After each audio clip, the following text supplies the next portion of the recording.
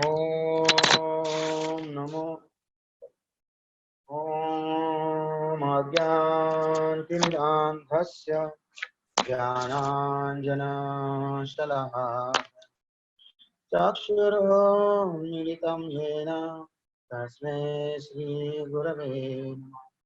श्रीचैतन्यमनोभीष्टं स्थापितं येन भूतले स्वयं रूपा कदा मह्यं ददाति स्वपदान्तिकम्।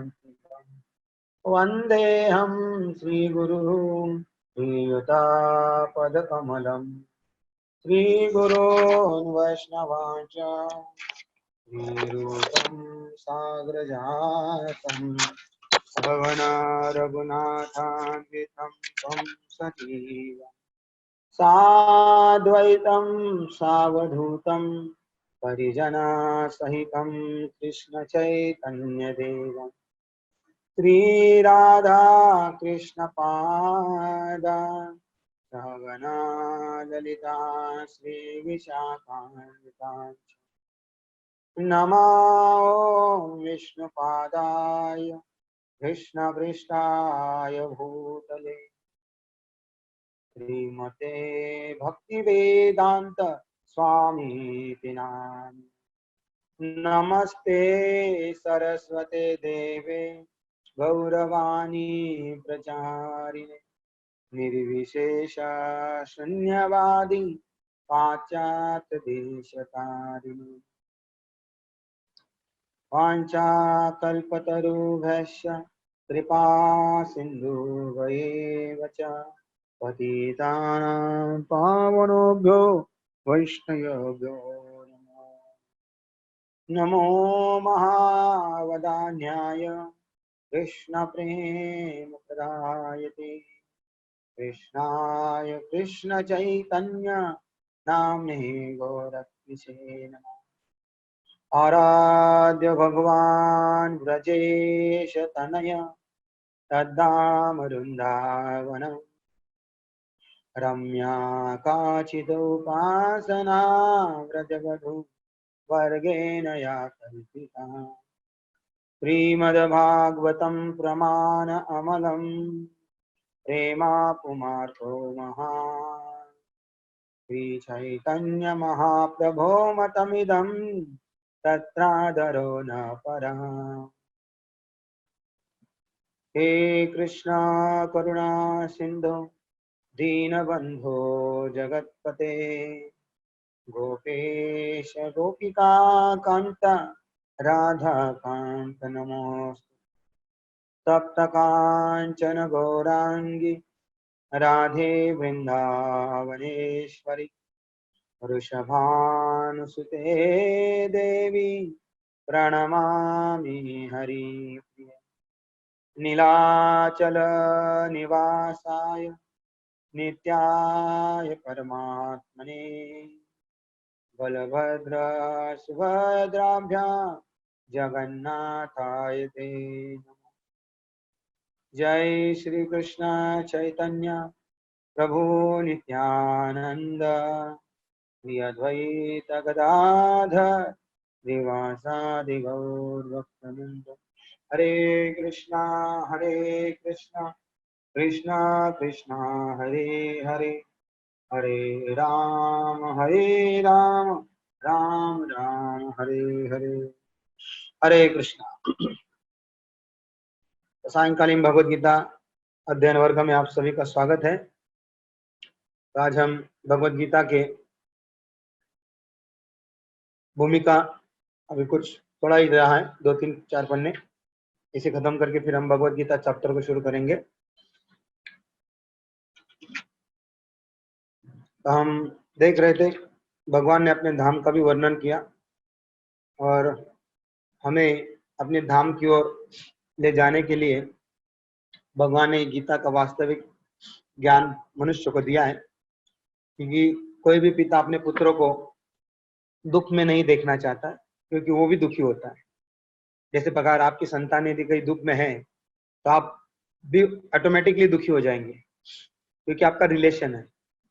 इसी प्रकार आत्मा का भी कृष्ण के साथ रियल रिलेशन है, सच्चा संबंध है।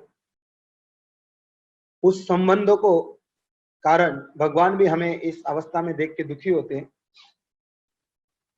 परंतु क्या करें, जब तक भगवान जीवात्मा स्वयं की स्वरूप स्थिति स्वरूपेण व्यवस्थिति, जब तक अपने स्वरूप को नहीं पहचान लेता है,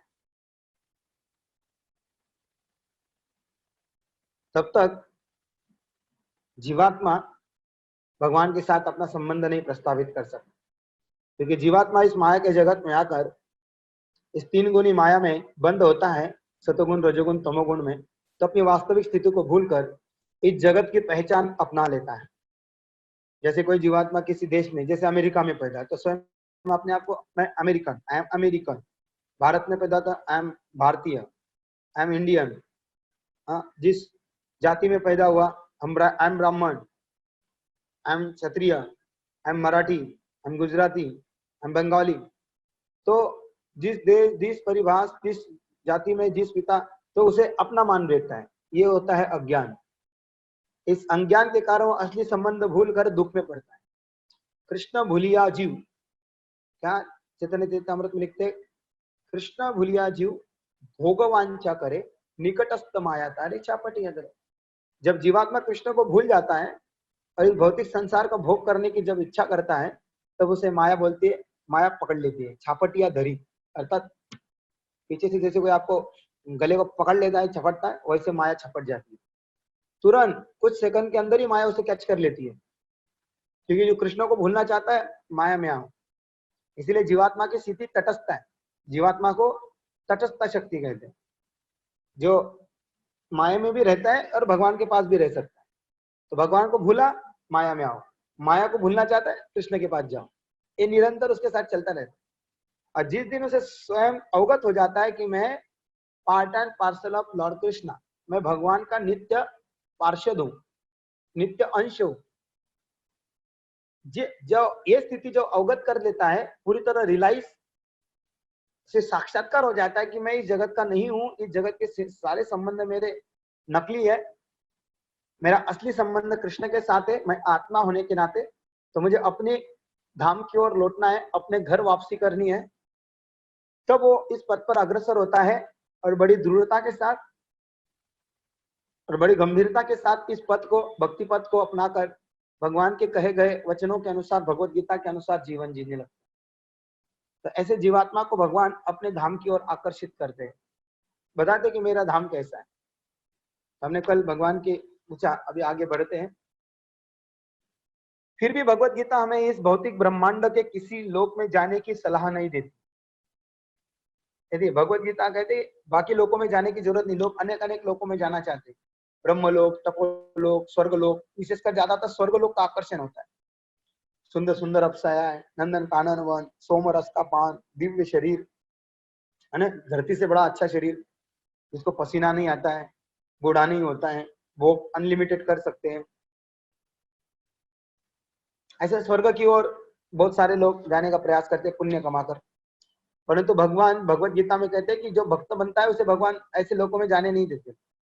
क्या करते हैं, क्योंकि चाहे हम किसी यांत्रिक युक्ति से 40,000 वर्षों, और कौन इतने समय तक जीवित रहेगा, तक यात्रा करने के सर्वोच्च लोक ब्रह्मलोक क्यों न चले जाएं। तो लोग आज यंत्र के माध्यम से जाना चाहते हैं, सैटेलाइट बनाते, चंद्रमा जाने के लिए यान बनाते, मंगल जाने के लिए यान बनाते, और झूठी खबरें देते कि हम पहुंच गए। बोलते कि 40,000 वर्ष लगेंगे, उतनी तो मनुष्य की आयु भी नहीं है, तो कैसे जा सकता है।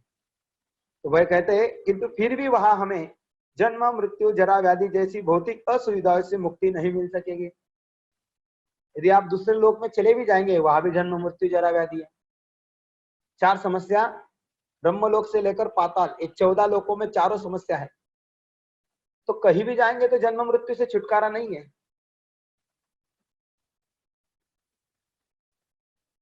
लेकिन जो परम लोक, कृष्ण लोक या आध्यात्मिक आकाश में किसी भी अन्य लोक में पहुंचना चाहता है, उसे वहां ये असुविधाएं नहीं होगी। आध्यात्मिक आकाश में जितने भी लोक है, उनमें गोलोक वृंदावन नामक सर्वश्रेष्ठ लोक है, जो भगवान श्री कृष्ण का आदि धाम है। यह सारी जानकारी भगवत गीता में दी हुई है।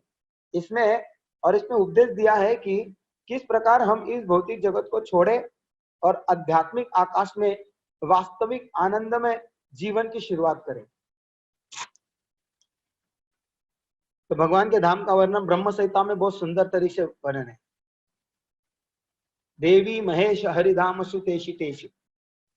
तो सर्वप्रथम ये भौतिक जगत देवी धाम है, इसको देवी धाम कहा जाता है। जितना भी ब्रह्मांड है भौतिक जगत में, ये सारे देवी धाम। क्यों? मया अध्यक्षण प्रकृति स्वयते से चराचर देवी एशिया गुणमयी। तो ये देवी जो है दुर्गा, इसको इस पूरे ब्रह्मांड, जितने भी ब्रह्मांड है, एक नहीं, जितने भी भौतिक जगत है, अनंत ब्रह्मांड, ये सारे दुर्गा देवी के अंडर में आते हैं।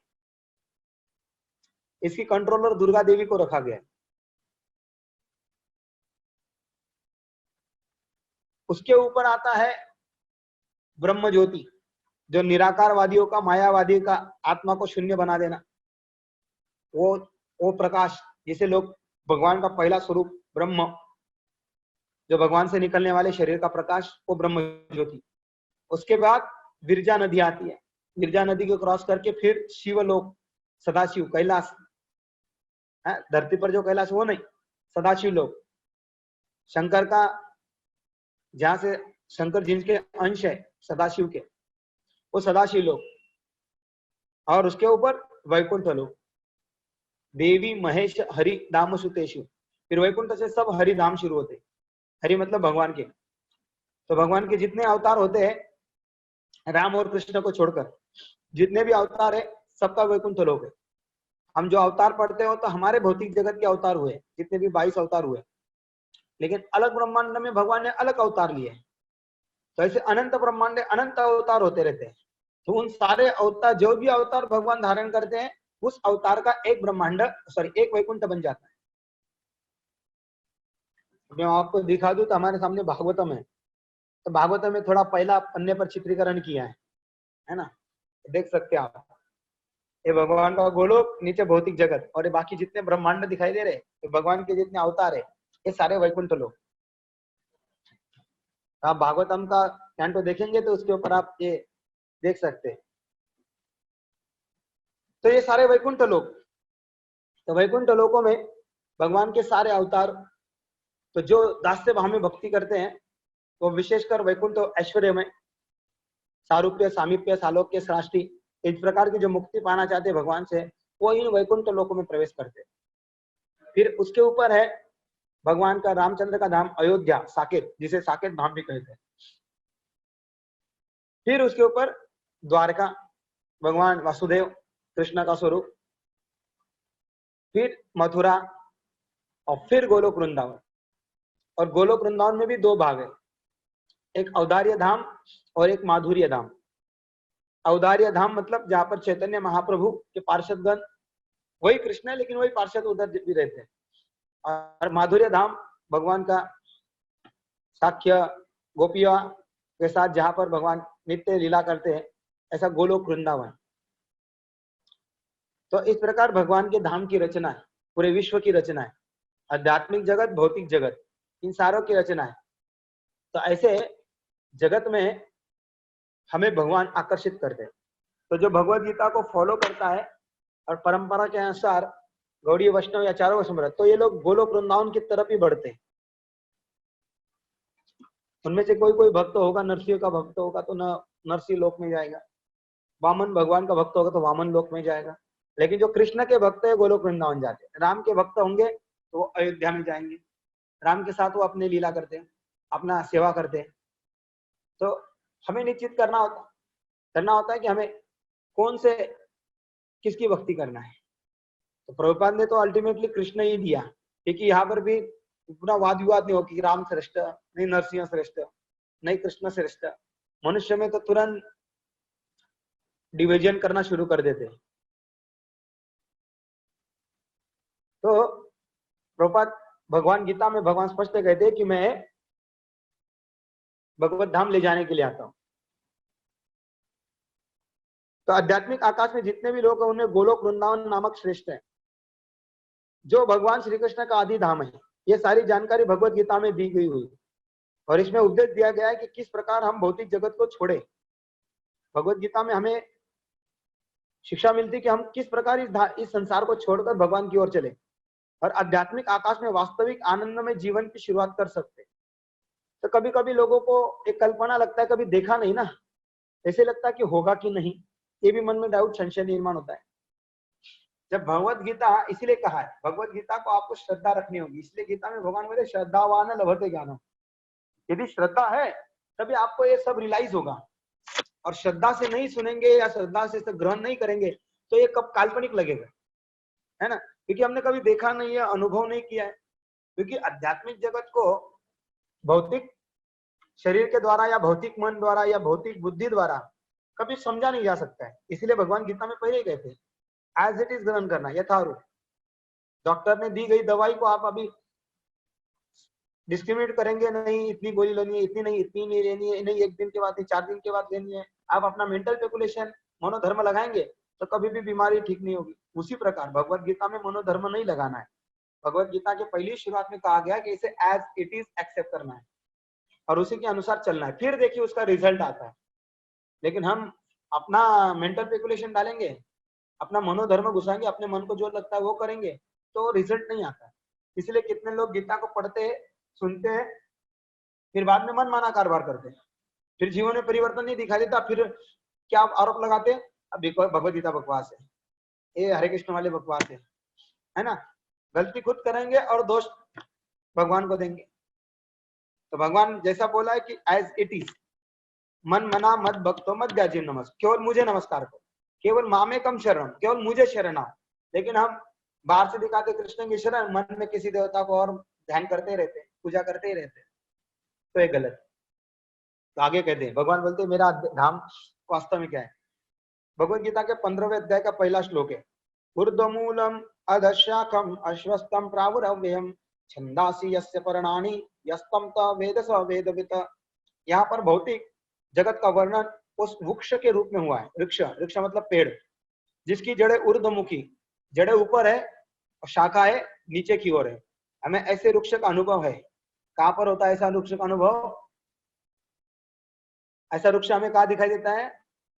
आप कभी किसी नदी या तालाब के किनारे जाइए, विशेषकर तालाब, तो वहां पर उस पेड़ के प्रतिबिंब को, परछाई को देखिए, ऐसा लगेगा कि पेड़ की टहनियां नीचे है और शाखाएं, टहनियां नीचे है और जड़ें ऊपर है। तो नदी किनारे उसके पेड़ की परछाई ऐसी उल्टी दिखती है।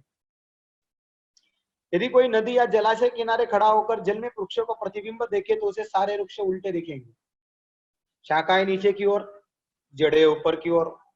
इसी प्रकार यह भौतिक जगत भी आध्यात्मिक जगत का प्रतिबिंब है। तो इसलिए इस संसार में सब कुछ नश्वर क्यों है? क्योंकि ओरिजिनल ऊपर है और उसका रिफ्लेक्शन, जैसे आप आईने में अपना चेहरा देखोगे तो एज इट इज दिखेगा, कोई अंतर दिखेगा?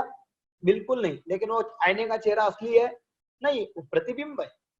उसी प्रकार इस भौतिक जगत में जो हम सुख आनंद रस लेना चाहते हैं वो प्रतिबिंब मात्र है। अभी प्रतिबिंब में अपने आप को आनंद कभी नहीं मिल सकता है। ओरिजिनल तो ओरिजिनल होता है और डुप्लीकेट तो डुप्लीकेट होता है। डुप्लीकेट एक भ्रम होता है, हाँ भाई है। जैसे खेलते हुए बालक को पानी में चांद दिखा दोगे, अरे ये देखो एक चांद है, तो बच्चा भ्रम के मान लेगा चांद है, लेकिन असली चांद तो ऊपर है। एक कथा आती इसके बारे में, ऐसा वो सुंदर है। एक राजा था और उसकी एक रानी थी। रानी सरोवर के किनारे नहाने जाती है और उसके गले में बड़ा डायमंड का नेकलेस था, कम से कम 5 करोड़ का होगा। तो वो डायमंड का नेकलेस बाजू में निकालती है और सरोवर में स्नान करने उतरती है। तो उतने में क्या होता है, एक कौवा वो डायमंड उठाकर उड़ जाता है और उड़ के कहा जाता है पता नहीं चलता है, और एक पेड़ पे बैठ जाता है। अभी रानी जब बाहर आती देखती डायमंड गायब है। उसकी सखिया थी, बोले तो कौवा लेके गया। अभी रानी बोलती मुझे चाहिए, तो राजा के पास समाचार जाता है, तो मुझे वही डायमंड चाहिए, वही डायमंड का। राजा बोले मैं इससे भी महंगा वाला देता हूँ और इससे भी सुंदर देता हूँ। नहीं, मुझे वही चाहिए। रानी हट, है ना, श्री हट चाहिए। तो राजा फिर पूरे राज्य में दिवंडी पिटवाता है कि कोई भी रानी का हार लाके देगा उसे इनाम दिया जाएगा। तो सारे लोग घूमते, तो एक आदमी था, वो जाता है, ढूंढता है ढूंढता है ढूंढता है, तो एक नदी के किनारे थक जाता है तो पानी पीने जाता है। तो नदी में वो हार दिखाई देता है। तो लकड़ी लेता है और वो हार को खींचने का प्रयास करता है, हार तो आता नहीं है, बहुत प्रयास करता है, बहुत प्रयास करता है, थक जाता है, फिर बैठ जाता है। तो उतने में क्या होता है, एक साधु वहां से गुजरते हैं और उस व्यक्ति की क्रियाएं देख रहे थे कि पानी में लकड़ी क्यों मार रहा है। तो साधु उसकी चिंता को देखकर, साधु मतलब दया की मूर्ति, दूसरे की चिंता देखकर, दूसरे का दुख देखकर दुखी होते, तो पूछने गए, भाई महाशय आप क्यों पानी में लकड़ी मार रहे हो और क्यों, क्या कुछ परेशानी है, मैं कुछ मदद कर सकता हूँ। तो उसके मन में डाउट हो गया, इसको बता दूंगा तो ये हार ले लेगा और ये इनाम जीत जाएगा, तो हिचकिचाता है। तो साधु तो मन की बात तुरंत पहचान लेते, तो उन्हें बोले आप चिंता ना करें, जो भी है मैं आपको ही दूंगा, बस मैं आपकी चिंता को दूर करना चाहता हूँ। तो साधु का वचन सुनकर वो थोड़ा समझ जाता है, बोलता है कि ये पानी में डायमंड का हार दिखाई दे रहा है, वो मुझे चाहिए। तो साधु देखता है, अरे ये तो प्रतिबिंब है, डायमंड का हार तो ऊपर पेड़ के ऊपर लटका है। तो उसे बोलते ये हार इधर नहीं है, और देखो उधर, और फिर आश्चर्यचकित होता है। तो हमारी गति ऐसी है, असली रस, असली आनंद, असली सुख ऊपर है और उसका प्रतिबिंब है भौतिक जगत में है, और हम इधर जी तोड़ दिन रात मेहनत करते, पूरी जिंदगी मेहनत करते, सुख मिलेगा आज नहीं तो कल, कल नहीं तो परसों। अरे असली सुख इधर नहीं है, असली सुख ऊपर है। तो जब तक हम ऊपर नहीं जाएंगे, ऊपर प्राप्त नहीं करेंगे, तब तक भौतिक जगत में कितने भी जन्म ले लो, सुख शांति आनंद मिलेगा ही नहीं। ये प्रतिबिंब मात्र जगत है, असली जगत का उल्टा जगत। इसलिए ऊर्ध्वमूलम अधः शाखम का है। फिर वो व्यक्ति झाड़ पे चढ़ता है, डायमंड लेता है, राजा को देता है, इनाम पाता है, हाँ पुरस्कार पाता है, फिर खुश हो जाता है। उसी प्रकार हमें भी जाना होगा असली राजा के पास, असली इनाम देने के लिए, तो है कृष्ण के पास। तो भौतिक जगत में ये संभव नहीं है, ये हमारा भ्रम है मन का। और ऐसा भ्रम बैठ गया है ना, क्योंकि कई जन्मों से इस जगत में रहे, तो नकली को असली मानकर ही जीना मालूम है। और शास्त्र भी बताता है, साधु भी बताए, तभी भी नहीं हम सीखते ना समझते, मुड़ने का प्रयास नहीं करते हैं भगवत धाम की ओर, फिर भी इस संसार के पचड़े में पड़ना चाहते हैं। आगे कहते हैं, ये भौतिक जगत वास्तव में प्रतिबिंब छाया मात्र है। प्रतिबिंब में कोई वास्तविकता या सार नहीं होता, लेकिन प्रतिबिंब से हम यह समझ लेते हैं कि वस्तु तथा वास्तविकता, यद्यपि मरुस्थल में जल नहीं होता, लेकिन मृग मरीचिका बताती कि जल जैसी वस्तु होती है। भौतिक जगत में न तो जल है न तो सुख, लेकिन आध्यात्मिक जगत में वास्तविक सुख रूपी असली जल है। दूसरा उदाहरण प्रभुपाद यहाँ दे रहे हैं, मृग मरीचिका। आता मृग मरीचिका मतलब क्या है, मराठी में त्याला मृगजळ म्हणतात। मृग मतलब हिरण और मरीचिका मतलब जल प्रवाह, जल का स्रोत या जल प्रवाह या जल का ताना। तो ये हिरण जो होता है वो रेगिस्तान में जाता है, और रेगिस्तान में कड़ी धूप होती है, नीचे रेत भी बहुत गर्म होती है, ऊपर से भी धूप होती है, तो जल्दी प्यास लगती है। तो इसे प्यास लगती है, लेकिन रेगिस्तान में क्या होता है, वो सूरज की किरणें जब गिरती है, प्रकाश जब, तो रेती से रिफ्लेक्ट होती है, मतलब वो वाफ निकलती है, और वाफ पानी के जैसे दिखती है। आप में से किसी ने देखा होगा कि दूर से देखो तो गर्मी के दिनों में ऐसे ऐसी पानी की जैसे लहरी जैसी दिखती है। तो ये हिरण को क्या लगता है, वो पानी है और उसको प्यास लगी है, और वो भागता है उसके पीछे पानी पीने के लिए, लेकिन वो तो वाफ है, वो पीछे भागता है, वो आगे आगे जाती है, पीछे पीछे जाता है, दौड़ते दौड़ते दौड़ते प्रयास करता रहता है, पूरे रेगिस्तान में घूमता है पानी की प्यास में। और पानी की प्यास की वजह से क्या होता है, उसका शरीर सूख जाता है और गर्मी के कारण हिट, और फिर वो पानी तो मिलता नहीं है, क्योंकि पानी है नहीं तो मिलेगा कहां से, वो मृग मरीचिका है। तो हिरण वही दम तोड़ देता है, वही मृत्यु को प्राप्त हो जाता है। सेम एज इट इज हमारे जीवन में हो रहा है। हम सोचते सुख सुख से, छोटा बच्चा होता है तब क्या सोचता है, बड़ा बन जाऊंगा ना, स्कूल में जाऊंगा तो सुखी हो जाऊंगा। क्या बच्चे है ना, मुझे हर कोई मारते रहता है, हर कोई बोलते रहता है, तो स्कूल में जाऊंगा तो सुखी हो जाऊंगा। तो बच्चा स्कूल में जाता है, और स्कूल में जाता है, फिर होमवर्क मिलता है, डांट पड़ती है, होमवर्क नहीं किया तो पनिशमेंट, टीचर मारते हैं, खेलने को नहीं देते, तो सोचता है मैं कॉलेज में जाऊंगा ना कोई रिस्ट्रिक्शन नहीं, ना यूनिफॉर्म का, ना इतने घंटे ट्यूब बसना है, कभी भी जाओ कभी भी आओ।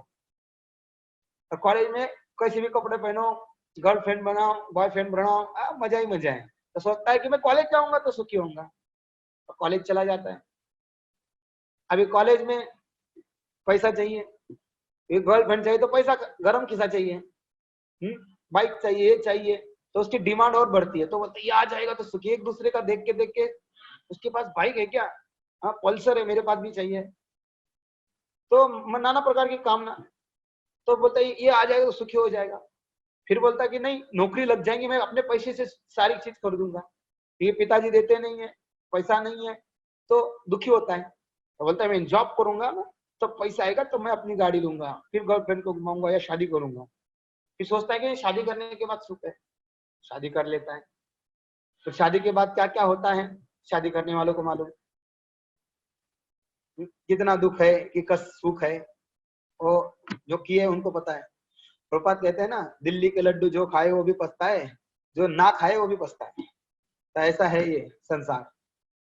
तो हर समय वो सुख सोचता है, पुत्र परिवार हो जाएगा तो सुख हो जाएगा, धन ज्यादा आ जाएगा सुख हो जाएगा, है ना, प्रमोशन मिल जाएगा तो सुख हो जाएगा। तो हर तरह की से सुख खोजते खोजते खोजते आखिर में बुढ़ापा आ जाता है, लेकिन सुख मिलता नहीं, वो भ्रम है।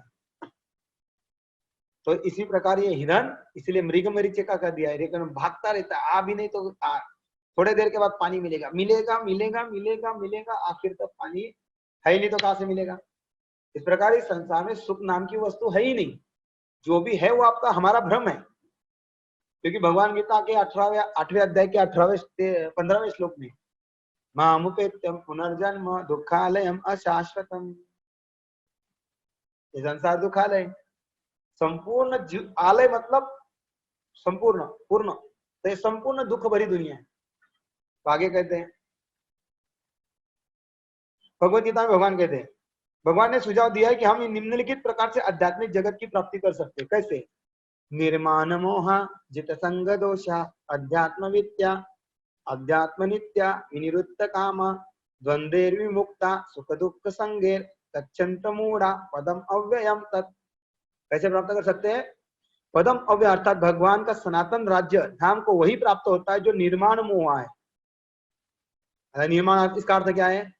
हम उपाधियों के पीछे पड़े रहते हैं।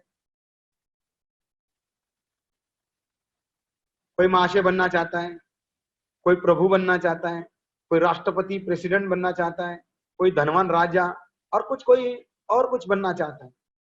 जब तक हम इन उपाधियों के पीछे पड़ेंगे, चिपके रहते, तब तक हम शरीर के प्रति आसक्त बने रहते हैं, क्योंकि ये उपाधियां शरीर से संबंधित होती हैं, लेकिन हम शरीर नहीं है। और इसकी अनुभूति होना ही आध्यात्मिक अनुभूति की प्रथम अवस्था है।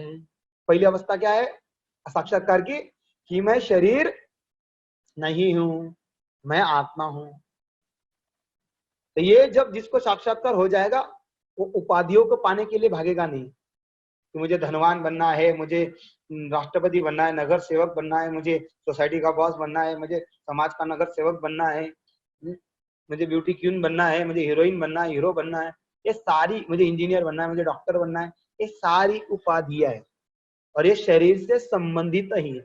आज तक बताइए कि कोई भी व्यक्ति जो उसकी आइडेंटिफिकेशन या उपाधि लगी है वो साथ में लेके गया क्या?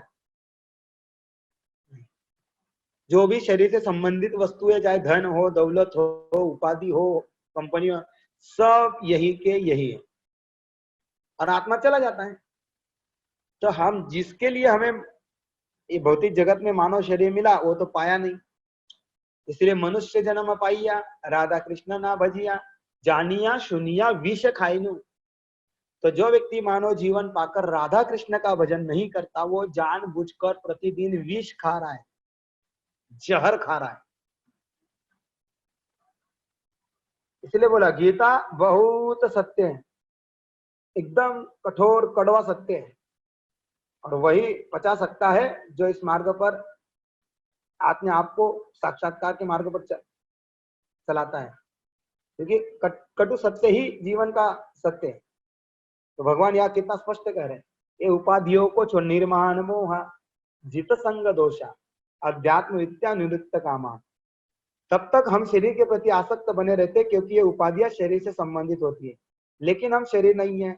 इसकी अनुभूति होना ही आध्यात्मिक अनुभूति की प्रथम अवस्था है, पहली स्टेज है। आत्म साक्षात्कार की पहली स्टेज है मैं शरीर नहीं आत्मा हूँ। इसलिए प्रभुपाद हमारे उनके हर एक प्रवचन में ये बार बार दोहराते थे, we are not body we are soul, we are not body we are soul. 8000 बार एक ही वाक्य उन्होंने 8000 बार बोला है, 8000 टाइम। क्यों? क्योंकि हम भूल जाते बार बार। प्रवचन सुनते हैं, सत्संग जाते हैं, मंदिर जाते हैं, सुनते हैं मैं आत्मा नहीं शरीर, घर आकर फिर शरीर की जो कार्य है वो कम नहीं करते हैं, फिर और बढ़ने लगते हैं। तो कहाँ आत्मा साक्षात्कार रह गया? परिवर्तन होना चाहिए। हम प्रकृति के 3 गुणों से जुड़े हुए, किंतु भगवान की भक्ति में सेवा द्वारा हमें इसे छूटना होगा। यदि हम भगवान की भक्ति में सेवा के प्रति आसक्त नहीं होते तो प्रकृति के गुणों से छूट पाना दुष्कर है, संभव नहीं है। उपाधियां तथा आसक्तियां हमारी काम वासना, इच्छा तथा प्रकृति पर प्रभुत्व जताने की चाह के कारण है। तो ये हमारी आसक्तियां क्यों हुई? क्योंकि हम यहाँ पर भोगना चाहते हैं, प्रकृति को भोगना चाहते हैं। जिस प्रकार रावण सारे संसार को भोगना चाहता था, पराई नारी को भोगना चाहता था और अपने आप को उपाधि दिया, हम तीनों त्रिलोकीनाथ अपने आप को उपाधि दी थी उसने, त्रिलोकीनाथ, तीनों लोकों का नाथ हो रावण। तो कितना बड़ा मोह, कितनी बड़ी माया, झगड़ा क्या हुआ? सर्वनाश हुआ, बड़ा बुरी तरह से सर्वनाश हुआ। तो हमारी भी गति वही है, हम भोगना चाहते हैं, भोक्ता बनना चाहते हैं, एंजॉयर बनना चाहते हैं, कंट्रोलर बनना चाहते हैं, स्वामी बनना चाहते हैं, बॉस बनना चाहते हैं, पति बाप बनना चाहते हैं। तो ये सारी उपाधियां हैं, ये जब तक छोड़ेंगे नहीं, ये चिपकी है। मोह, ग्रीड, लोभ, मोह होता है ना संसार का। तो इतना घुस कूट कूट के भरा हमारे हृदय में और मन में, निकलता ही नहीं है। कितना भी हरिनाम करते, कितना भी हरि सत्संग जाते, कितना भी प्रसाद खाते, लेकिन उपाधि जाती ही नहीं। मैं, है ना, ये मैं बड़ा खतरनाक है। जब तक हम प्रकृति पर प्रभुत्व जताने की प्रवृत्ति को नहीं त्यागते तब तक भगवान के धाम, सनातन धाम को वापस जाने की कोई संभावना छोड़ना ही पड़ेगा। इसलिए इसका आगे का सुने, द्रुड़े न छित्वा, असंग शस्त्रे न द्रुड़े न छित्वा, काटना पड़ता है। और जो गांठ है ना, ये मोह की आसक्ति की गांठ इतनी पक्की है, 3 गुणों से एक को छुट्टी नहीं, कोई छोड़ने का प्रयास करे छूटेगी कभी नहीं। इसको आखिर एक घाव 2 टुकड़े, और एक कौन करता है? सत्संग, गुरु। गुरु इस घाव पर अपने ज्ञान रूपी तलवार से, ओरिजिनल तलवार नहीं मारता है, ज्ञान रूपी तलवार से हमेशा प्रहार करते रहता है। You are not body, you are soul, you are duty is serve to Krishna. आपका काम है भगवान की सेवा करना। बार बार कहते 16 माला करो, जप करो, मंदिर आओ, सेवा करो। जब हैमरिंग हैमरिंग हैमरिंग करके ज्ञान दे कर गुरुजी ये गांठ को तोड़ते हैं। इसलिए गुरु के शरण में हमेशा रहना होता है, क्योंकि गुरु हमेशा हमें त्रुटि ढूंढकर उसे दूर करने का प्रयास करते हैं। इसलिए लोगों को अपनी त्रुटि दूर नहीं चाहिए, फिर गुरु के ऊपर ही हावी हो जाते हैं और गुरु को ही बदनाम करना शुरू कर देते, गुरु को ही परेशान करना शुरू देते। लेकिन गुरु किसी का बुरा नहीं चाहता, गुरु तो पोस्ट डॉक्टर है, वो तो आपका ऑपरेशन कर रहा है। जो भौतिक दुनिया का गांठ लगा है उसको छेदन कर रहा है, छेदन। डॉक्टर, गुरु डॉक्टर, तो ऑपरेशन करने वाला व्यक्ति आपको ठीक करने का प्रयास करे, लेकिन हम मानते नहीं। तो जो मानता है उसका उद्धार है। इसलिए भगवान बोलते हैं वो जब तक उपाधियों को छोड़ेगा नहीं तब तक भगवत धाम में आएगा नहीं।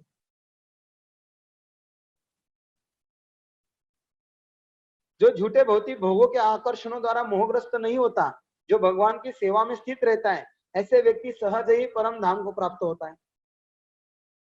तो 2 चीज करनी है, भौतिक आसक्ति नहीं बढ़ानी है, बढ़ गई है तो उसे छोड़ना है, तोड़ना है, उपाधियों के पीछे भागना नहीं है, भगवान की सेवा के लिए हमेशा तैयार रहना है। गीता में अन्यत्र कहा गया है, अव्यक्तोक्षर इत्युक्त माहु परमाम गतिम यह प्राप्य न निवर्तन्ते तद्धाम परम मम। अव्यक्त का अर्थ अप्रकट। हमारे समक्ष सारा भौतिक जगत प्रकट नहीं है। हमारी इंद्रिया इतनी अपूर्ण है कि हम इस ब्रह्मांड के सारे नक्षत्रों को भी नहीं देख सक पाते। वैदिक साहित्य से हमें सभी लोगों के विषय में प्रचुर जानकारी प्राप्त होती है। उस पर विश्वास करना या न करना हमारे ऊपर निर्भर है। शास्त्र में सब कुछ दिया है, इसलिए कहा विश्वास श्रद्धा। श्रद्धा है तो आपको धीरे धीरे सब कुछ अवगत होगा।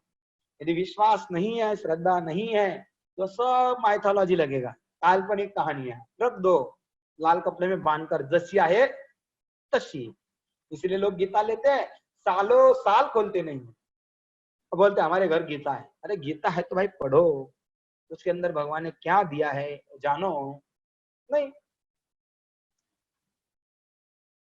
वैदिक साहित्य से हम लोगों के विषय प्रचुर जानकारी प्राप्त होती है। इस पर विश्वास करना या न करना हमारे ऊपर निर्भर है। इसलिए भगवत प्राप्ति का मार्ग है श्रद्धा और प्रेम का है, जबरदस्ती का नहीं है। कोई आप फोर्सफुली नहीं कहेगा। हाँ, पहले एक दो तीन चार बार बोलेंगे भाई कर, नहीं करता नहीं सुनता, उसके हाल पर छोड़ देते भाई तेरी मर्जी, तू जैसा करना है। इसलिए भगवत गीता बताने के बाद भगवान ने अर्जुन को वही बोला, जैसी तुम्हारी इच्छा वैसा करो, इते इच्छासी तथा करो। भगवान बोल दिए जैसी तुम्हारी वैसा वैसा कर। मैंने तुमको सत्य असत्य सही गलत सब कुछ बता दिया, अभी मर्जी तुम्हारी है, करना ना करना। भाई मेरा काम हो गया, बाकी अभी तुम्हारी ड्यूटी। फिर अर्जुन क्या बोलता है, नष्ट मोहा स्मृति लब्धा प्रसादात मयाचित संदेह करिष्ये वचनम तव। अभी मेरा सारा मोह नष्ट हो गया है, आपके कथन के अनुसार मैं करने के लिए तैयार हूं। आप जैसा बोलोगे मैं वैसा ही करूंगा। फिर उठाओ बाण मारो। शुरू हुआ फिर घमाघम युद्ध। फिर एक नहीं देखा, ना गुरु देखा, ना पिता माँ देखा, ना द्रोणाचार्य देखा, ना किसी को देखा, सबको मारते गए अर्जुन, क्योंकि मोह नष्ट हो गया ना। जिनको युद्ध शुरू होने से पहले बोलते हैं मेरे मामा, मेरे चाचा, मेरे पिता माँ, मेरे गुरु, मैं कैसा बानु करूं। गुरु नहीं महान भावान वैक्षव्य लोके हत्वार्थ कामास्तु गुरु नहीं है भुंजी भोगान रुधिर प्रतिज्ञान। बड़े बड़े हम पढ़ेंगे अभी। भगवान अर्जुन के तर्क देखिए कितने सटीक और कितने ऐसे लगते, क्या ग्रेट बात कह रहा है अर्जुन, और भगवान उसे इतना बुरा काम नहीं लगा रहे। कभी कभी ऐसा भ्रम पैदा होता है। अर्जुन के तर्क भौतिक दृष्टि से एकदम सटीक है और एकदम परफेक्ट है, लेकिन आध्यात्मिक दृष्टि से वो मूर्खता है। इसलिए भगवान ने पहला ही शब्द अर्जुन को बोला, मूर्ख हो तुम, अशोचान शोचास्त्वम प्रज्ञावादास्य भाषसे गतासून गतासून च नानुशोचन्ति पंडिता। किसी मूर्ख व्यक्ति को पंडित कहना मतलब एक्चुअली मूर्ख बोलना है। तो भगवान ने वहां मूर्ख शब्द नहीं किया है। बुद्धिमान व्यक्ति हो ना, वह दूसरे को डांटना चाहता है ना तो बड़ा प्रेम पूर्वक भाषा में डांटता है। जैसे किसी को गधा कहना है तो संस्कृत में गधे को वैशाख नंदन कहते हैं। आप तो वैशाख नंदन हो, उसे लगा हाँ मेरा तो गुणगान कर रहा है, लेकिन संस्कृत जानने वाला बोलेगा चलो मूर्ख गधा बोल रहे तुमको, तो उसको अच्छा लगेगा। तो भगवान यहाँ अर्जुन को वही बोल रहे, अशोचान अशोचास्ता प्रज्ञावादाश्च भाषगता, पंडिता बोलते हैं। अब पंडित दो तरीके से बोला जाता है। वास्तविक पंडित को पंडित कहना कोई गाली नहीं है, लेकिन जो मूर्ख है, मूर्खते पर हरकत कर रहा है, उसको क्या बोलेंगे, ए पंडितों के जैसे तुम पंडित हो आप बहुत, तो वो समझ जाएगा मैं तो पंडित हूं नहीं है, मेरे को गाली दे रहा है। तो उसी प्रकार भगवान अर्जुन समझ गया, भगवान मुझे मूर्ख कह रहे, नंबर 1 का मूर्ख, क्योंकि मैंने जितना भी ज्ञान बखान किया वो सब शरीर के आधार पर था। आगे कहते हैं, इस आकाश से परे आध्यात्मिक जगत है जो अव्यक्त प्रकट कहलाता है। व्यक्ति को भगवत धाम की कामना तथा लालसा करनी चाहिए, क्योंकि जब उसको उस धाम की प्राप्ति हो जाती है तब उसको वहां फिर से इस जगत में लौटना नहीं पड़ता, फिर वापस तो कभी नहीं आता है, क्योंकि उसने रियलाइज कर लिया ना, सारा साक्षात्कार कर लिया कि ये दुनिया कितनी डेंजर है, कितनी खतरनाक है। अभी हमको सबको पता चल रहा है कोरोना की वजह से कितना डेंजर है। सारे संसार को एक वायरस ने 1 महीने तक ताले में बंद करके रखा है, लॉकडाउन है ना। तो भगवान की प्रकृति का अंदाजा आने लगा है कि एक छोटा सा वायरस सब दुनिया को हिला सकता है। बड़े से बड़े वैज्ञानिक प्रगति को वे ढेर कर सकता है। बड़े बड़े तंत्र यंत्र अणुबम एटम बम सारे दुनिया के पास लाखों है, कोई बम काम नहीं कर रहा है। ट्रम्प बोलता है हम लड़ रहे लेकिन शत्रु अदृश्य है, माया इसी काम करती है, ऐसा वार करती छुपके से, पता भी नहीं चलता कि किसने मारा। तभी भी जीवात्मा सुधरेगा, हम नहीं सुधरेंगे, हम नहीं सुधरेंगे। HNS शॉर्ट फॉर्म, हम नहीं सुधरेंगे, HNS है ना। आगे कहती है फिर से जगत में लौटना पड़ता है, नहीं लौटना पड़ता। इसके बाद प्रश्न पूछा जा सकता है कि उस भगवत धाम तक कैसे पहुंचा जाता है। तो इसकी सूचना भगवत गीता के 8वें अध्याय में कहा है, अंत काले च मामेव, 8वां अध्याय 5वां श्लोक। कैसे पहुंचोगे वहां? अंत काले, उपाय बता रहे हैं, अंत काले च मामेव स्मरण मुक्ता कलेवरम यत प्रयाति समद्भाव याति नात्रयत संशया। अंत काल में जो मेरा स्मरण करते हुए शरीर त्याग करता है वह तुरंत मेरे स्वभाव को प्राप्त होता है, इसमें रंच मात्र भी संदेह नहीं है। अंत समय मतलब मृत्यु का समय, जब मरणावस्था आ जाएगी, मर रहे है, उस समय हमें कृष्ण स्मरण होना चाहिए। ये परीक्षा है, इसलिए कहते हैं always remember Krishna never forget Krishna. इसलिए प्रतिक्षण कृष्ण को याद रख करके रहो। कौन सा क्षण अंतिम आ जाएगा हमें गारंटी है। इसलिए बोलते हैं 24 hours engage in Krishna service. कौन सा क्षण आखिरी होगा हमें बिल्कुल पता नहीं है, अंधेरे में हम। अभी बज रहे हैं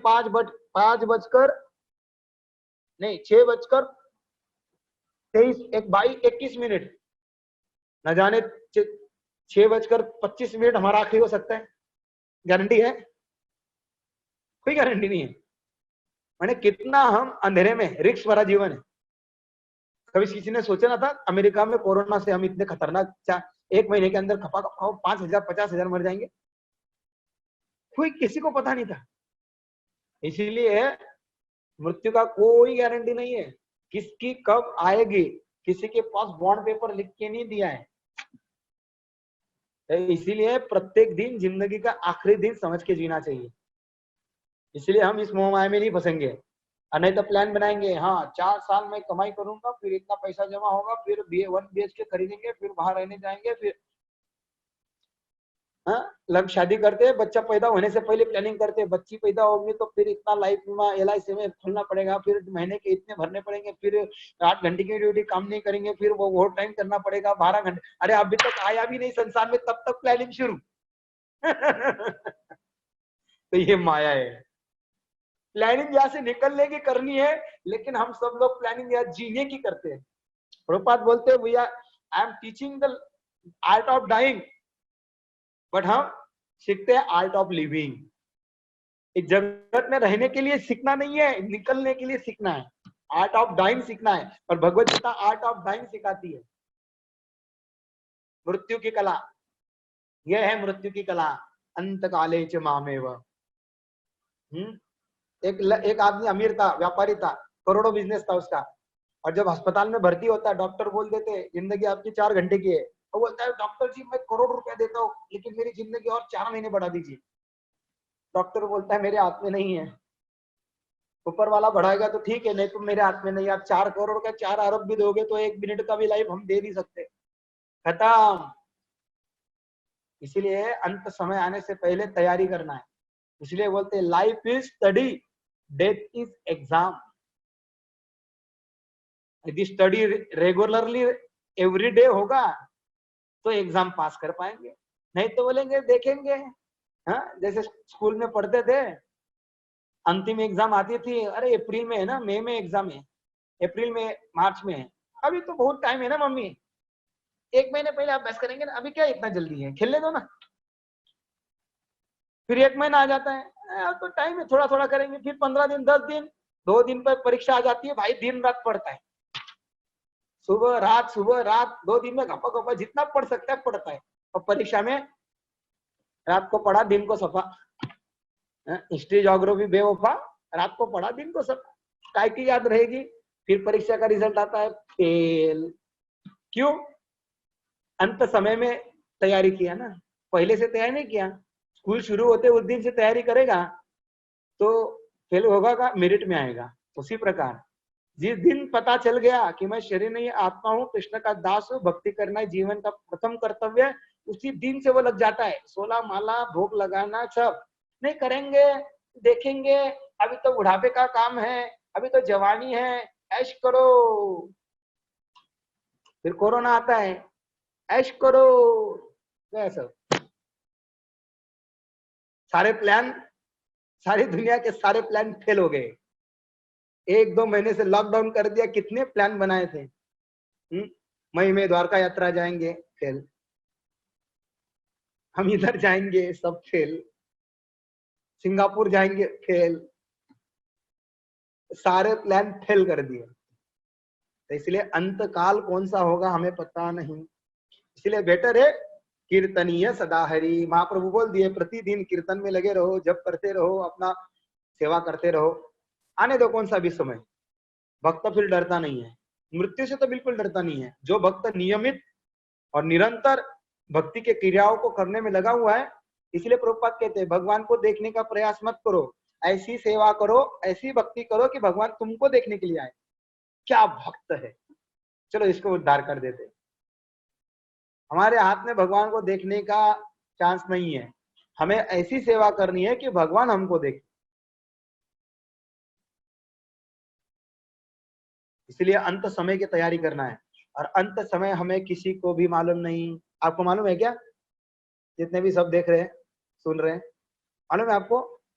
बॉन्ड पेपर लिख दिया है, हाँ, लेकिन 7 दिन में ही मृत्यु आती है, मात्र निश्चित है। 7 दिन छोड़कर 8वां दिन किसी की जिंदगी में आता नहीं है। संडे टू मंडे कितने दिन हो गए? आएगी तो कोई 7 दिन में ही आएगी, ये तो सोमवार को आएगी, नहीं तो मंगलवार को आएगी, तो रविवार को आएगी, तो शनिवार को, नहीं तो शुक्रवार को। 7 दिन में ही आएगी, इतना तो मुझे मालूम है। संडे टू मंडे में इसी बीच कभी भी आएगी। लेकिन कौन सा दिन आएगी वो मुझे मालूम, और कौन सा समय आएगी वो भी नहीं मालूम। इसीलिए 7 दिन, जिंदगी 7 दिन की समझ के चलिए, और 7 दिन में ऐसा भजन करना है। संडे तो रविवार को आने का, मंडे तक ऐसा भजन करने का, फिर सोचने का अगले 7 दिन तक जिंदगी है, अब फिर ऐसा अच्छा भजन करने का। जिंदगी 25 साल की है, 50 साल की है, या 90 साल की सोच के जियो मत। जिंदगी कल की भरोसा नहीं है।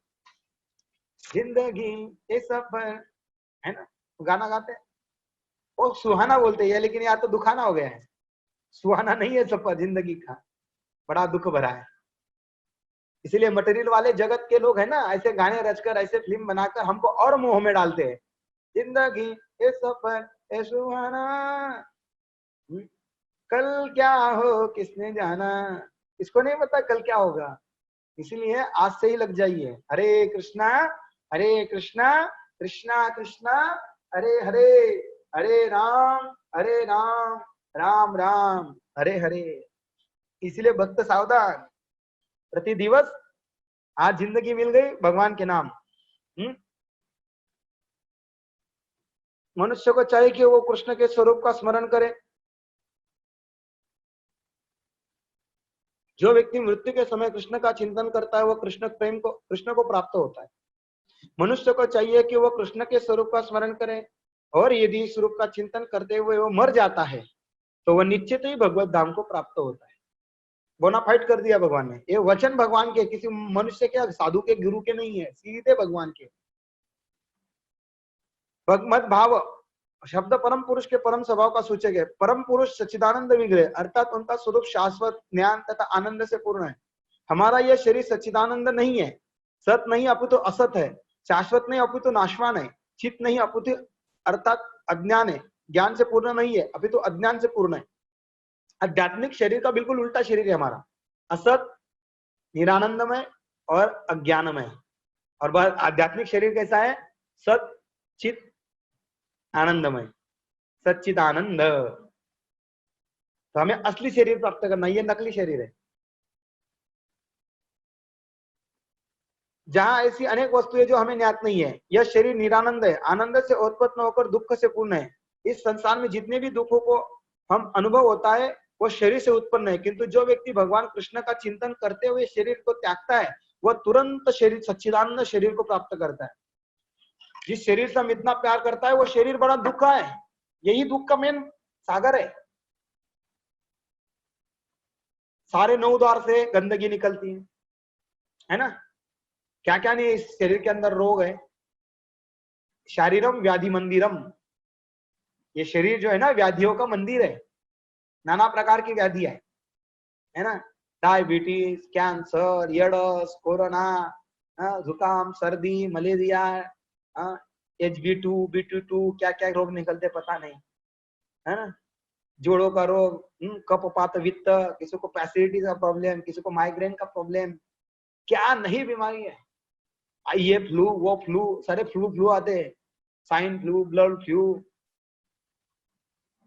तीनों ताप, आदि दैविक, आदि भौतिक, आदि आध्यात्मिक। कौन सा दिन ऐसा है नहीं जहां तकलीफ नहीं। ज्यादा गर्मी, है ना, गर्मी के कारण सब पसीना, किचकिचाहट, खुजली, रात को ढंग से नींद नहीं आती है, एसी लगाओ तो और दूसरे प्रॉब्लम, एसी की वजह से प्रॉब्लम ही प्रॉब्लम। कहीं भी छुटकारा नहीं जीवात्मा को, एक क्षण के लिए भी नहीं है। ज्यादा खाए तो प्रॉब्लम, कम खाए तो भी प्रॉब्लम, ज्यादा मीठा खाए तो भी प्रॉब्लम, कम मीठा खाए तो भी प्रॉब्लम। करे तो करे क्या। इसीलिए लोग दवाई खा खा के भोग कर दे, चलो खाओ यार, हो जाएगा, हो जाए, दवाई ले लेंगे। फिर दवाई खाते तो और साइड इफेक्ट, एक गोली खाओ तो दूसरा रोग शुरू, एक रोग मिटता है तो दूसरा रोग उत्पन्न होता है। बताए कौन सा दिन और कौन सा क्षण दुख में नहीं है। तभी भी लोग बोलते हैं या जनमावर या जगन्यावर शतदा प्रेम करावे। ऐसे मूर्ख कवि लोग ऐसी कविता लिख के हमें और भ्रमित करते हैं, और हम उनके ऐसे साहित्य को और मजेदार पढ़ते हैं। जीवन ही संघर्ष है, आशा मत हारना, कल का सूर्य जरूर होगा, लड़ो इसके लिए, मरने के लिए। भगवान सिखाते हैं हमें स्मरण करने के लिए लड़ो, कीर्तन करने के लिए लड़ो, और दुनिया जियो, आशा ना छोड़ो। आशा बनते, आशा पास शतेर बद्धा, है ना। ये संसार हमको आशा के पास में बांधता है, अरे आज नहीं तो कल यार, जिंदगी हारो मत। बड़े बड़े स्लोगन देते हैं, जीवन ही संघर्ष है, कर्म ही पूजा है, और भगवान जो बोलते हैं उसको नहीं मानते।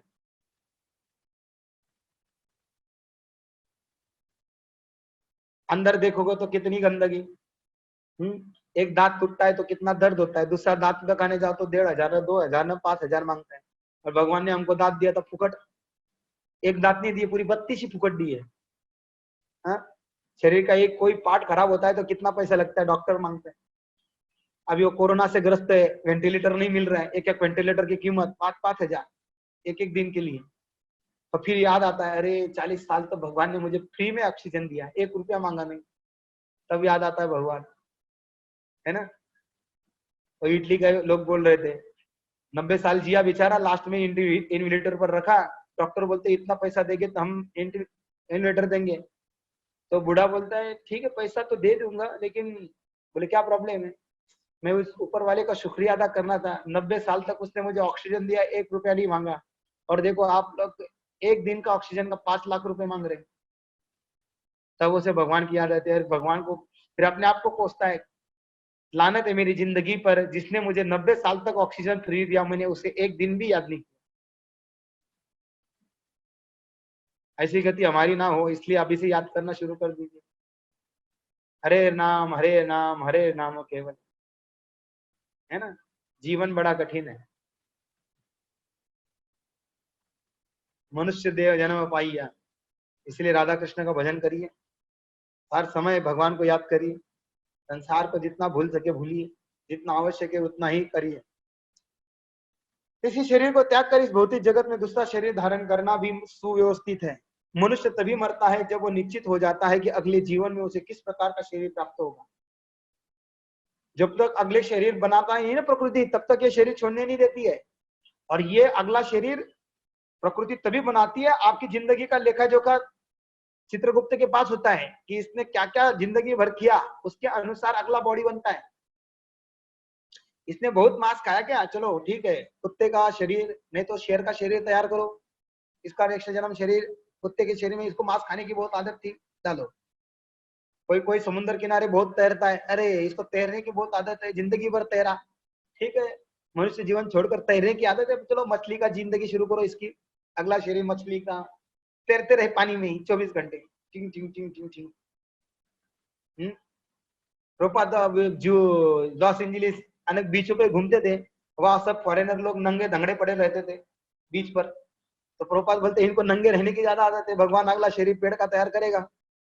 अरे पेड़ के शरीर में 24 घंटा खड़ा रहे नंगा, ना कपड़े ना कुछ, इतने ही नंगे रहने की आदत है। विदेशियों को बोलते थे प्रभुपाद, तो आप लोग नेक्स्ट जन्म में पेड़ पौधे बनेंगे तो दिन भर खड़े रहो, दिन रात, ठंडी गर्मी सर्दी, मस्त नंगा रहो।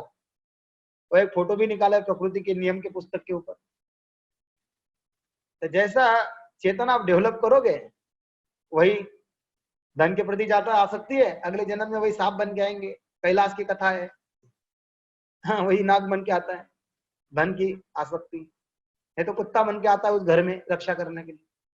तो जहां जिसकी आसक्ति वही लग गई, उसका जन्म वही पड़ेगा नेक्स्ट। इसलिए बोले जैसा हमारी चेतना बनेगी, नेक्स्ट जन्म हमारा वैसा ही होगा। इसलिए चेतना हमारी कृष्ण कॉन्शियसनेस होगी तो हमारा नेक्स्ट जन्म कृष्ण के पास होगा। सिंपल है लॉजिक, कोई ज्यादा बड़ा दिमाग लगाने की जरूरत नहीं है। इसलिए डिपेंड करता है कौन सा अभ्यास करना है। आईपीएल का अभ्यास करना है कि पिक्चर का अभ्यास करना है, कि घर संसार की लड़ाई झगड़े का अभ्यास करना है, वो हमें डिपेंड है। क्या कृष्ण हरिनाम का अभ्यास करना है, हमारे हाथ में। जैसा कि पहले कहा जा चुका है, अध्यात्मवादियों के कई प्रकार है, ब्रह्मवादी, परमात्मावादी तथा भक्त। और जैसा कि उल्लेख हो चुका है, ब्रह्म ज्योति आध्यात्मिक आकाश में असंख्य आध्यात्मिक लोक है। इन लोगों की संख्या भौतिक जगत के लोगों की संख्या से कई अधिक बड़ी है। भौतिक जगत 25% है और आध्यात्मिक जगत 75% है।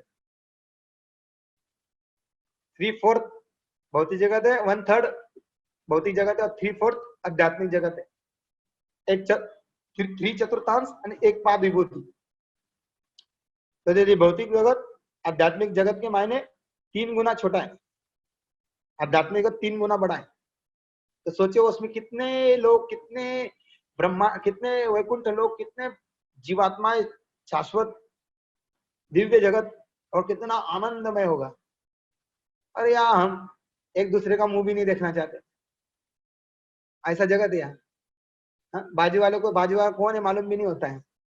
ये संसार है। तो एक घर में 4 रहते, लेकिन 4 कोने में 4 एक दूसरे के जमता नहीं है। ये हालत है संसार की। आध्यात्मिक जगत नित्य आनंदमय, वहां कोई द्वेष, कोई ईर्ष्या, कोई मत्सरता, कोई झगड़े, कोई आतंकवाद, कोई तंटा, कोई कोरोना, कुछ नहीं है। आनंद केवल आनंद कंद। आध्यात्मिक जगत केवल आनंद से भरा है, कोई कष्ट नहीं वहां पर, ना कमाई करने का, ना नौकरी जाने का, ना ओवर टाइम करने का, ना कर्जबाजारी, एकदम ब्लिसफुल लाइफ, एंजॉय 24 आवर्स आनंद भगवान के साथ, भगवान के पार्षदों के साथ। ऐसी जगत में जाना है कि नहीं, जाना है कि नहीं? निर्माण मोहा, तो निर्माण मोहा करना पड़ेगा, मोह को छोड़ना पड़ेगा। हाँ जितना भी है जमा पूंजी दे दो, अभी देंगे नहीं, है ना, अटैच में तब पता चलता है कितना मोह है। Money is the sweeter that honey. सबको अभी इस्कॉन पूरे वर्ल्ड वाइड करीबन 2 करोड़ 2.5 करोड़ तक लोगों को तो प्रसाद पहुंचा चुका है। तो अभी सारे इस्कॉन मंदिर है, मैं व्हाट्सएप पे भेजा हूँ लिंक, आप ऑनलाइन ट्रांसफर कर सकते हैं। इस प्रसाद के लिए बहुत खर्चा आ रहा है, रोज के 20-22 हजार पैकेट हम कर दें। बॉम्बे के अंदर कम से कम 60-70 हजार रोज का प्रसाद जा रहा है। तो आप में से आपके धन का सही उपयोग करने का समय आ गया है। तो आप अपनी यथाशक्ति उस लिंक के ऊपर ऑनलाइन ट्रांसफर कर सकते हैं। करिए, एक बड़ी सेवा है, भगवान का प्रसाद लोगों तक जा रहा है। ऐसे खाते नहीं, इस बहाने तो प्रसाद खाएंगे, उनका पुण्य सुकृति जागृत होगा, भक्ति के पथ पे कभी ना कभी तो आएंगे। तो ये बहुत बड़ा माध्यम है हमको। प्रभुपाद की इस फूड फॉर लाइफ, प्रभुपाद का ही शुरू प्रोग्राम है। फूड फॉर लाइफ प्रोग्राम को हम अपनी यथाशक्ति मदद करें, और उस लिंक को भेजा व्हाट्सएप पे, उस पर आप सेवा कर सकते हैं। एक सुनहरा मौका है आपके पास भी, इस खतरनाक समय के समय हम भी कुछ योगदान अपनी तरफ से करें। ठीक है। इन लोगों की संख्या भौतिक जगत के लोगों की संख्या से कई अधिक बड़ी है। यह भौतिक जगत संपूर्ण सृष्टि का एक चतुर्थांश है। एकांशेण स्थितो जगत। इस भौतिक जगत में भौतिक खंड में लाखों करोड़ों ब्रह्मांड है। देखिए हमारा ब्रह्मांड एक है, लेकिन उसकी भी कितनी उलझन है, पता भी नहीं लगता हमको। जिनमें अरबों ग्रह, सूर्य, तारे, चंद्रमा है। अरबों ग्रह है, सुनिए, अरबों अरबों सूर्य है, अरबों चंद्रमा है, अरबों पृथ्वी है, अरबों तारे है। इतना बड़ा मैनेजमेंट, भौतिक मैनेजमेंट है, और एक शक्ति संभालती है, दुर्गा। या एक देश संभालने के लिए 350 मंत्री लगते, 352 चुन के आने पड़ते, है ना, एक छोटा सा देश। तो भगवान की शक्ति जो होती है ना, वो बड़ा ट्रांसेंडेंटल, दिव्य होती है। एक व्यक्ति पूरे ब्रह्मांडों को संभाल सकता है।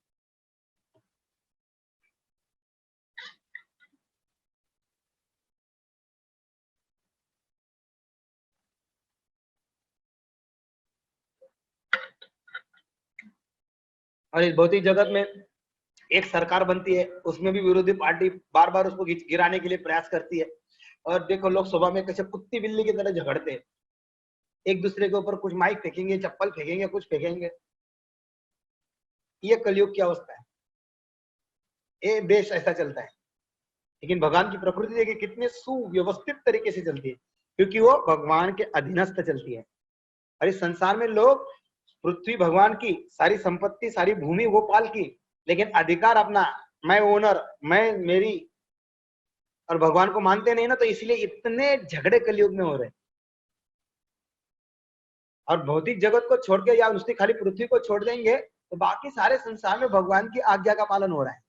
केवल धरती पर ही एक मानव लोग है जो इतने बदमाश हो गए कलयुग में कि भगवान की अधिसत्ता को मानने को तैयार नहीं। भगवान की हवा, भगवान का पानी, भगवान की धरती, भगवान का समुद्र, भगवान की रेत, भगवान की अन्न, everything is proprietor to Krishna, but everybody says नहीं, आई एम द ओनर। फिर माया दे रही है एक एक लात, ऐसा लात दिया कि कोई उठ नहीं पा रहा है। कोरोना का लात दिया है, 2 महीने हो गए चिड़ी चुप घर में बंद। अब दिखाओ अपनी पावर, मैं, मेरा, मेरी प्रॉपर्टी, मैं इतना शक्तिशाली है, मैं, मेरे पास इतने अनुभव। एक बम काम नहीं कर रहा है, एक इंजेक्शन काम नहीं कर रहा है, बम की छोड़ दीजिए, एक टैबलेट नहीं मिल रही है। ये है मनुष्य की दुर्गति, ये है मनुष्य की औकात। फिर भी नहीं सुधरेंगे। देखिए लॉकडाउन खुलते ही कैसे भेड़ बकरी की तरफ भागेंगे भोग करने के लिए, इंतजार ही कर रहे कब होटल खुलेगा, कब क्लब खुलेगा, कब शराब का दुकान खुलेगा, उसका इंतजार ही कर रहे। बेचारे मन मारे तपस्या कर रहे। तो ये भौतिक जगत ना डेंजर है, हाँ भयानक है। किंतु ये सारी भौतिक सृष्टि का एक खंड मात्र है। अधिकांश सृष्टि तो आध्यात्मिक आकाश है। जो व्यक्ति परब्रह्म में विलीन होना चाहता है,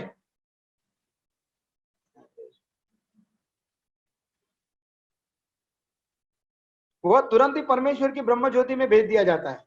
देखिए भगवान से विलीन होते परब्रह्म ज्योति में चला जाता है। तो भक्त कभी विलीन होना नहीं चाहता है, आध्यात्मिक आकाश को प्राप्त होता है। जो भक्त भगवान के सानिध्य का आनंद लेना चाहता है वह वैकुंठ लोकों में प्रवेश करता है, जिनकी संख्या अनगिनित है, जहां पर परमेश्वर अपने विभिन्न पूर्ण अंशों चतुर्भुज नारायण के रूप में प्रद्युम्न, अनिरुद्ध, गोविंद जैसे विभिन्न नामों के भक्तों के साथ रहते हैं। अतः जीवन के अंत में अध्यात्मवादी ब्रह्मज्योति, परमात्मा या भगवान कृष्ण का चिंतन करते, प्रत्येक दशा में वे आध्यात्मिक आकाश में प्रविष्ट होते। लेकिन केवल भक्त या परमेश्वर से संबंधित रहने वाला ही वैकुंठ लोक में या गोलोक वृंदावन में प्रवेश करता है। गोलोक वृंदावन में, वैकुंठ में केवल भक्तों को प्रवेश मिलता है। अध्यात्म ब्रह्मवादी योगी इनको कभी नहीं मिलता है। इनके लिए एक तो ब्रह्म ज्योति है बस, योगी और निरीश्वरवादी मायावादियों के लिए। लेकिन वैकुंठ लोक में केवल भक्तों को प्रवेश करने दिया जाता है। भगवान ये भी कहते हैं कि इसमें कोई संदेह नहीं है, इस पर दृढ़ विश्वास करना चाहिए। हमें चाहिए कि जो हमारी कल्पना से मेल नहीं खाता उसे ठुकरा है नहीं। हमारी मनोवृत्ति अर्जुन की सी होनी चाहिए, आपने जो कुछ कहा उस पर मैं विश्वास करता हूँ, करिष्य वचनम तव। अतः जब भगवान ये कहते हैं कि मृत्यु के समय जो भी ब्रह्म, परमात्मा या भगवान के रूप में उनका चिंतन करता है वह निश्चित रूप से आध्यात्मिक आकाश में प्रवेश करता है, इसमें कोई संदेह नहीं, इस पर अविश्वास करने का प्रश्न ही नहीं उठता। भगवत गीता 8वां अध्याय 6वां श्लोक उस सामान्य सिद्धांत की भी व्याख्या है जो मृत्यु के समय ब्रह्म का चिंतन करने से आध्यात्मिक धाम में प्रवेश करना सुगम बनता है। यम यम वापि स्मरण भाव त्यजन्ते कलेवरम यम तम तमेव इति तौन्तेय सदा तद्भाव भाविता। अपने इस शरीर को त्यागते समय मनुष्य जिस भाव का स्मरण करता है वो अगले जन्म में उस भाव को निश्चित रूप से प्राप्त होगा। अब सर्वप्रथम हमें यह समझना चाहिए कि भौतिक प्रकृति परमेश्वर की एक शक्ति का प्रदर्शन है। विष्णु पुराण में भगवान की समग्र शक्तियों का वर्णन हुआ है। विष्णु शक्ति परा प्रोक्ता क्षेत्रज्ञाख्या तथा परा अविद्या कर्म संज्ञानम तृतीया शक्ति रिष्यते। परमेश्वर की शक्तियां विविध तथा असंख्य है और वे हमारी बुद्धि से परे है, हमारे बुद्धि से समझ नहीं सकते। लेकिन बड़े बड़े विद्वान मुनियों या मुक्तात्माओं ने इन शक्तियों का अध्ययन करके इन 3 भागों में बांटा है। सारी शक्तियां विष्णु शक्ति है, अर्थात भगवान विष्णु की विभिन्न शक्तियां। पहली शक्ति है आध्यात्मिक शक्ति, दिस इज अंतरंगा शक्ति राधा रानी। जीव भी पराशक्ति है, जैसा कि पहले कहा चुका है। अन्य शक्तियां भौतिक शक्तियां तामसी है। मृत्यु के समय हम या तो संसार की अपरा शक्ति में रहते हैं या फिर आध्यात्मिक जगत की शक्ति में चले जाते हैं। एक तो बहिरंगा शक्ति जिसे माया बोलते हैं, या अंतरंगा शक्ति दूसरी शक्ति स्वयं राधा रानी, और तीसरी शक्ति तटस्था शक्ति जीवात्मा। तो जीवात्मा एक तो माया में रहता है, अपरा नहीं तो परा, दोनों में से। एक्चुअली जीवात्मा परा शक्ति है, लेकिन उसे तटस्थ कहा गया क्योंकि वो माया में भी चला आता है, और माया में से जो छुट्टा है तो आध्यात्मिक जगत में भी जाता है। अतः भगवत गीता में कहा गया यम यम वापि स्मरण भाव त्यजन्ते कलेवरम तम तमेव इति कौन्तेय सदा तद्भाव भाविता। अपने इस शरीर को त्यागते समय मनुष्य जिस जिस भाव का स्मरण करता है वह अगले जन्म में उस भाव को निश्चित रूप से प्राप्त होता है। जीवन में हमें या तो भौतिक या आध्यात्मिक शक्ति के विषय में सोचने की आदि है। हम अपने विचारों को भौतिक शक्ति से आध्यात्मिक शक्ति में किस प्रकार ले जा सकते हैं। ऐसे बहुत से साहित्य, समाचार पत्र, पत्रिकाएं, उपन्यास आदि जो हमारे विचारों को भौतिक शक्ति से भर देते हैं। इसीलिए हमें जो भौतिक दुनिया में जो कॉमिक्स, उपन्यास, स्टोरिया, पिक्चर की कहानियां, न्यूज़पेपर रोज का ये सब पढ़ते तो हमारी चेतना में वही सब भरता है माइंड में। फिर हमारी चेतना भौतिकवादी बन जाती है, फिर हम पुनः जन्म इस भौतिक जगत में ही लेते हैं। इस समय हमें ऐसे साहित्य में लगे अपने चिंतन को वैदिक साहित्य की ओर मोड़ना होगा। इसलिए प्रभुपाद ने इतने ग्रंथों की रचना की। भागवतम 12 स्कंदों का इतना बड़ा, क्योंकि हम जिंदगी भर पढ़ते रहे ताकि हमारी चेतना कृष्ण भावना भावित बनती रहे। चैतन्य चैतामृत, भागवतम, रामायण, महाभारत, गीता, ऐसे दिव्य सातों साहित्यों की रचना इसलिए की कि हम निरंतर इसको प्रतिदिन पढ़ते रहे। नित्यम भागवत सेवया, ये पढ़ते रहेंगे तो हमारी चेतना पे बारंबार बारंबार बारंबार कृष्ण के बारे में ही अंकित होगा। तो अंत समय में कौन सा भी आने दीजिए फिर। इसीलिए कहते भक्तों ने केवल भागवतम पढ़ने में जीवन बिता देना चाहिए।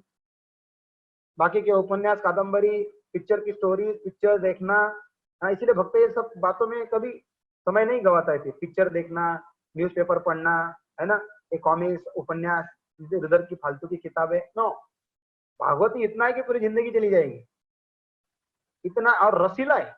दूसरी बात तो नीरस नहीं। हम न्यूज़पेपर खोलते सुबह कली पुराण, इतने को मारा, इतना बलात्कार, इतना घोटाला, ये राजनेता ने ये वो सारी दुनिया भर की गंदगी, कचरा, और सुबह उठते उठते वो कचरा हम अपने अंदर लेते। इसलिए सुबह उठते उठते हरिनाम जपो और श्रीमद् भागवतम का सुबह सुबह पाठ करो। फिर गंदगी जाने का सवाल ही नहीं, फिर चेतना दूषित नहीं होगी। हाँ, फिर हम एक दूसरे को क्या बोलते हैं, आलोचना करते हैं। अरे वो नेता ने ऐसा किया, वो पार्टी अच्छी नहीं है, और कांग्रेस पार्टी ऐसी है, वो भाजपा ऐसी है, वो ऐसा है। फिर हम क्यों इधर तर्क कुतर्क करते रहते हैं। हमको उनको लेना देना पढ़ना ही नहीं है। अपना काम करो, जीवन जियो, भगवान की भक्ति करो, निकलो। दुनिया बदलेगी नहीं। दुनिया बनाई इसलिए तो बदले, एक सवाल ही नहीं है। भगवान ने ये दुनिया कष्टों के लिए बनाई, तो इसे बदलना क्यों चाहते हैं। भगवान के अलावा कोई इसे बदल नहीं सकता है, इसलिए हम उसे बदलने का प्रयास करते हैं। बड़े बड़े तत्वज्ञानी, विज्ञानी, राजनेता, कवि, बड़े बड़े विद्वान ये दुनिया में रचना करके और उसको चेंज करना चाहते हैं। जितना अपनी बुद्धि से चेंज करने जाते हैं उतने फंस रहे। देखो इतना टेक्नोलॉजी, इतनी गाड़ियां निर्माण की, क्या हुआ? प्रदूषण के कारण इतना ग्लोबल वार्मिंग। अच्छा हुआ कोरोना आया, कम से कम इतनी सारी सृष्टि इतनी पवित्र तो हो गई, सारा पोल्यूशन खत्म, एयर पोल्यूशन, साउंड पोल्यूशन, वायु पोल्यूशन, जल पोल्यूशन, सब पोल्यूशन खत्म हो गया। सारी नदियां मस्त सुंदर तरीके से, स्वच्छ तरीके से बह रही है। आकाश में देखो तो सारा प्रदूषण हट गया है। देखो एक कोरोना दिया, लोग तो ऐसे भी तो संसार में मर ही रहे थे। एक रिसर्च किया गया, ये तो 2 लाख मरे, इतने कम समय में कम से कम 11-25 लाख लोग मर जाते थे, एक्सीडेंट से, कैंसर से, टीबी से, नाना प्रकार की रोगों से। ये तो कोरोना से हम इतना भयभीत हुए कि कोई वैक्सीन नहीं है, 2 लाख 2.5 लाख मरे खाली। लेकिन इतने पीरियड में दूसरे सारी घटनाओं से मरने वालों की संख्या इससे 10 पट है। तो कोई बड़ा बात नहीं कि लोग मर रहे हैं, मरते तो हर रोज मर रहे थे। कोरोना की वजह से उलट मृत्यु का जो आंकड़ा था वो कम हो गया मरने वालों का। और सृष्टि देखो कितनी साफ हो गई, कितने लोग मटन खाना छोड़ दिए। अब भले वो बाद में खाएं, बाद में, लेकिन अभी 1 महीने के लिए 2 महीने के तो बंद है ना, वाइन पीना बंद है, मटन खाना बंद है, कितने सारे प्राणियों की हत्या बंद है। तो एक दृष्टि से संसार का भला हो रहा है। हाँ, मानव जाति के लिए थोड़ा सा लॉकडाउन है, इसलिए थोड़ा सा विचलित हो रहे हैं। इसलिए कहते हैं ले जा सकते हैं। ये बहुत से साहित्य है, समाचार पत्रिका, उपन्यास आदि जो हमारे विचारों को भौतिक शक्ति से भर देते हैं। इस समय हमें ऐसे साहित्य में लगे चिंतन को वैदिक साहित्य को और मोड़ना चाहिए। अतः एवं महर्षियों ने अनेक वैदिक ग्रंथ लिखे, पुराण, 18 पुराण है। ये पुराण काल्पनिक नहीं है, अपितु ऐतिहासिक है। चैतन्य चेतामृत में लिखित लिखित एक कथन है, माया मुग्धे जीवे नाही स्वतः कृष्ण ज्ञान, जीवे कृपा कैला कृष्ण वेद पुराण। तो माया के जंगल में, माया के चुंगल में फंसे हुए जीवों को स्वतः ज्ञान नहीं है, इसीलिए वेद व्यास जी ने जीवों पर कृपा करके वेद पुराण लिखे। ये कलयुग के जीव है, ध्यान में नहीं रहेगा, इसलिए लिखित रूप में लिख के रखे। सारे 4 वेद, उपनिषद, 18 पुराण, रामायण, महाभारत, गीता, ये सारे वेद व्यास जी ने लिखित रूप में रखे। रामायण रामायण तो वाल्मीकि ने बहुत पहले लिखा, त्रेता युग में। तो ऐसे शास्त्र का हमें निरंतर अपने घर में संग्रह करना चाहिए। नहीं है तो इस्कॉन में है सारे, लेकर जाइए, पढ़िए और उसमें अपना समय बिताइए। पत्ते खेलने में, कॉमिक्स पढ़ने में, चेस खेलने में, तथाकथित इसमें मनोरंजन मत करिए, आत्मरंजन करिए।